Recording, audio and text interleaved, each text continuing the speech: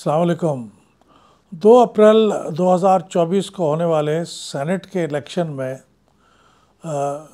जहां एक और तनाज़ा तो कानूनी और आइनी अमूर के बारे में था, लेकिन एक और चीज़ जिसके बारे में बहुत लिखा जा रहा है और बोला जा रहा है वो ये है कि इस दफ़ा 3 अरकान ऐसे हैं जो इंडिपेंडेंटली मुंतखब होके ऐवान में पहुँचे हैं, यानी उनका किसी सियासी जमात से ताल्लुक़ नहीं है।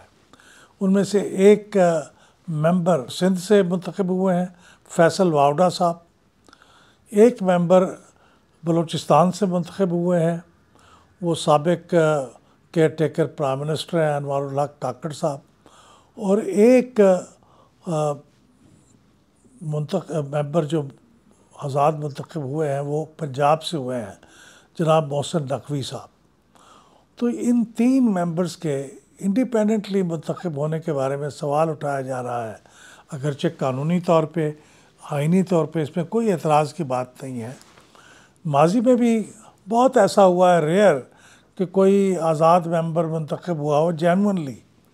2008 में मोहसिन लगारी साहब मुंतखब हुए थे पंजाब से, लेकिन उसकी वजह ये थी कि वो उस वक्त सूबाई असम्बली पंजाब के मेंबर भी थे और उनकी चूँकि टर्म ख़त्म होने वाली थी, तो उन्होंने उस मौके पे वो अपने सेनेट का इलेक्शन लड़ने के लिए वो मैदान में आए थे और उसकी वजह से लोगों के साथ उनके बहुत अच्छे तल्लुकात थे और इन तल्लुकात के बायस बहुत से सूबाई असम्बली के मेंबर्स ने पहला तो तरजीही वोट होता है वो तो अपनी पार्टी को दिया, लेकिन दूसरा, तीसरा या कोई किसी दर्जे में कोई एक वोट इनको दे दिया और वो वोट इतने हो गए कि मोहसिन लगारी साहब आज़ाद होने के बावजूद और किसी सियासी जमात की एलानिया सपोर्ट के बावजूद वो मुंतखब हो गए।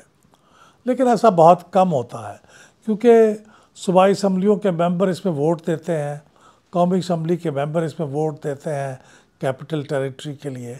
तो ये जो मेंबर होते हैं ये प्रेडोमिनेंटली किसी न किसी सियासी जमात से ताल्लुक़ होता है, तो ये अपनी सियासी जमात के नामिनीज़ को ही वोट करते हैं। तो किसी आज़ाद उम्मीदवार का ऐसे में मुंतखब हो जाना वो बहुत अजीब बात लगती है। और फिर एक नहीं 3 आज़ाद मुंतखब हुए हैं। तो अब सवाल उठाया जा रहा है कि 3 लोग सियासी पार्टियों ने अपने किसी पार्टी से ताल्लुक़ रखने वाले शख्स को टिकट देने के बजाय इनको सपोर्ट करना मुनासिब समझा है। तो ये एक गैर मामूली बात है, लेकिन इसका कोई तशफ़ी बख्श जवाब नहीं है। लोग कह रहे हैं कि ये इस्टेब्लिशमेंट के सपोर्टेड तीनों मेंबर हैं, तो इस वजह से पार्टियों ने भी इस्टेब्लिशमेंट को खुश करने के लिए या उनकी तायीद में इनको मुंतखब कराया है। अब ये एक ऐसी चीज़ है जिसके ऊपर ज़ाहिर है कोई हतमी बात तो नहीं कही जा सकती, लेकिन ये एक कमेंट्री है हमारे मुल्क के सियासी हालात पे कि सियासी जमातें अपने तौर पे कुछ फ़ैसला भी नहीं कर पाती कि वो अपनी जमात के जो लॉयल लोग हैं जिन्होंने उनके साथ काम किया है उनको टिकट दे सकें।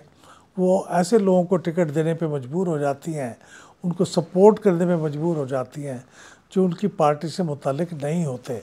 तो ये हमारे सियासी निज़ाम पे, हमारे जमहूरी निज़ाम के बारे में एक सवाल ज़रूर उठाती है। बहुत शुक्रिया। ये तमाम और इन जैसे कई इश्यूज़ पर अगर आप एनालिसिस देखना चाहते हैं तो फिर पिल्डैट यूट्यूब चैनल को सब्सक्राइब कीजिए, बेल के बटन को दबाइए ताकि आप हमारी हर नई वीडियो रिलीज़ होते ही देख सकें।